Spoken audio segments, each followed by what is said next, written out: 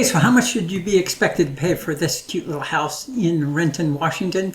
If you don't know, this house is, Renton's just outside of Seattle.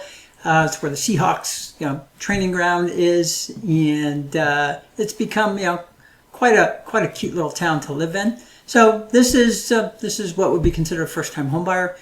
Price range here in this market, it's very hard to find things that are under $500,000. So I imagine this is going to be a pretty hot little property. It's only been in the market 2 days. And so what would you expect to pay for this? And we're going to take a look at this in a couple of different ways. First, we're going to look at it conventional 3% down, FHA 3.5% down, or VA 3% down. And so let's just look at that. Here is your VA. Now, $36.76, that's your payment. Let's just look at this VA versus FHA versus conventional. $36.76, $38.43, $40.64. Now notice in all these cases the taxes and insurance is going to be the same because we're talking about the same property. But look, here's what we're looking at here. Look, the interest rate, APR 6.75, or note rate 7.019 APR. 6.625, 7.417 APR. Now the reason that the APR in a VA is much closer to the note rate is a VA, they have what's called a funding fee or an upfront mortgage insurance premium, and it can be quite steep.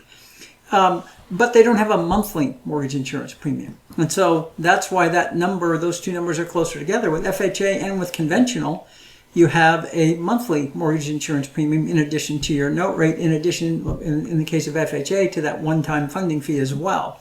And so that's why you also see the payment benefit. The nod goes to VA. Of course, you have to be a veteran in order to get a VA, or you can assume a veteran's loan, but that's a whole different topic for a different time. But $36.76 would be your payment here. This is with 3% down. Of course, VA, you can go 0% down. FHA, minimum is 3.5% down. Your payment here is going to be $38.43. Your note rate, 6.625. Your APR, 7.417.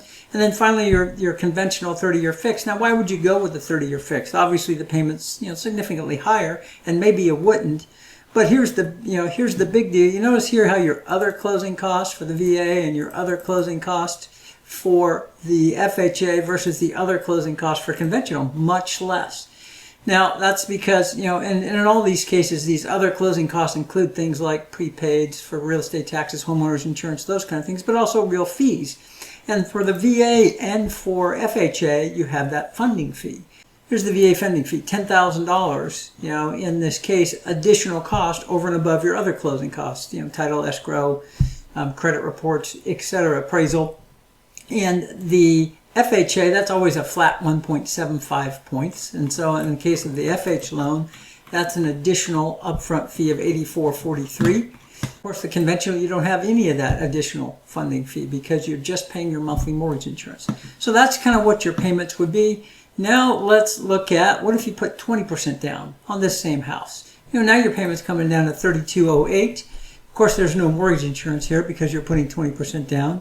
And your costs are going to be similar to what they were for the conventional side over on the other side. Now, of course, there are tons of variables that go into determining what your interest rate is.